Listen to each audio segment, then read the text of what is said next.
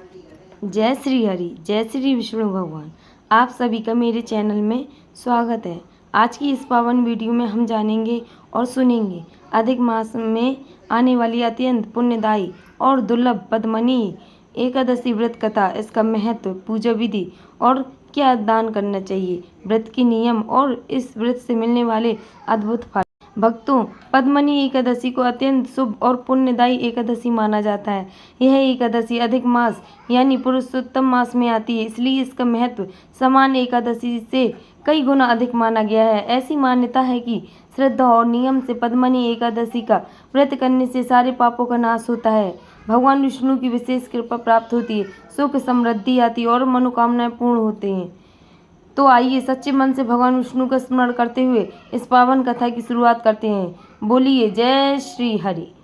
कथा शुरू करने से पहले हम ये जानेंगे कि पद्मनी एकादशी को क्या क्या कहा जाता है। भक्तों, पद्मनी एकादशी को पुरुषोत्तम मास की एकादशी, अधिक मास की शुक्ल पक्ष एकादशी और भगवान विष्णु को प्रसन्न करने वाली पुण्यदायी एकादशी भी कहा जाता है। यह व्रत विशेष रूप से भगवान विष्णु और माता लक्ष्मी को समर्पित माना जाता है।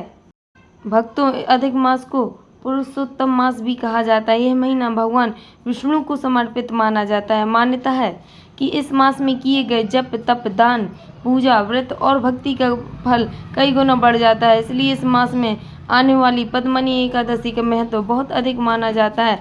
जो व्यक्ति श्रद्धा और नियम से पद्मनी एकादशी का व्रत करता है, उसके जीवन की बाधाएं दूर होती हैं, परिवार में सुख शांति आती है और भगवान विष्णु की कृपा बनी रहती है।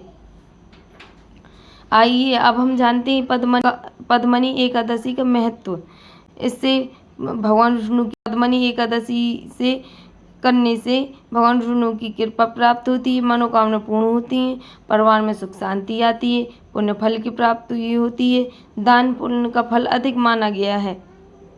और अब हम जानेंगे पद्मनी एकादशी में क्या दान करें। पद्मनी एकादशी में हम अन्न दान, जल दान, वस्त्र दान, फल दान, तुलसी पौधा दान, जरूरतमंदों को भोजन करा सकते हैं।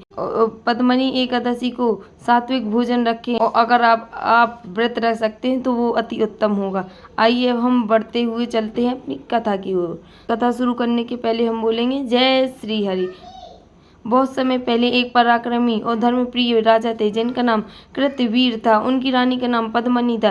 राजा का राज्य बहुत समृद्ध था, धन दौलत वैभव और सुख की कोई कमी नहीं थी, लेकिन उन्हें एक दुख उन्हें हमेशा परेशान करता था, संतान सुख का अभाव। राजा और रानी ने अनेक यज्ञ किए, ब्राह्मणों को दान दिया, पूजा पाठ किए, लेकिन उन्हें संतान प्राप्ति नहीं हुई। धीरे धीरे राजा चिंतित रहने लगे।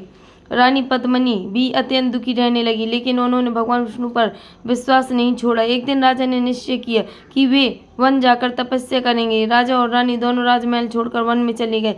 वहां उन्होंने कठोर तपस्या शुरू की, वर्षों तक भगवान का स्मरण करते रहे। एक दिन रानी पद्मनी की भेंट एक तपस्विनी साध्वी से हुई। रानी ने हाथ जोड़कर कहा, माता कृपया ऐसा उपाय बताएं जिससे हमारी मनोकामना पूर्ण हो सके।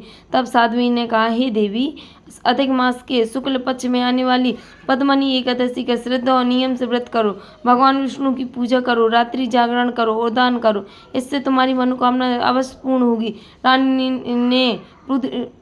रानी ने पूरी श्रद्धा से व्रत किया। उन्होंने भगवान विष्णु का ध्यान किया, मंत्र जाप किया, भजन किए और दान पुण्य किया। रानी की भक्ति देखकर भगवान विष्णु प्रसन्न हुए और प्रकट होकर बोले, हे देवी, मैं तुम्हारी भक्ति से प्रसन्न हूँ, वर मांगो। रानी ने हाथ जोड़कर कहा, प्रभु हमें संतान सुख प्रदान करें। भगवान विष्णु ने आशीर्वाद देते हुए कहा, तुम्हें एक तेजस्वी पुत्र प्राप्त होगा। कुछ समय बाद राजा और रानी को पुत्र की प्राप्ति हुई। राज्य में खुशियां छा गईं। तभी से पद्मनी एकादशी का व्रत अत्यंत पुण्यदायी माना जाने लगा। भक्तों, हमने अभी एकादशी व्रत की कथा सुनी। जो भक्त इसे श्रद्धा भक्ति से सुनते और सुनाते हैं, उसे पुण्य फल प्राप्त होता है। जय श्री हरि। ओम नमो भगवते वासुदेवाय नमः। भगवान आप सबका कल्याण करे।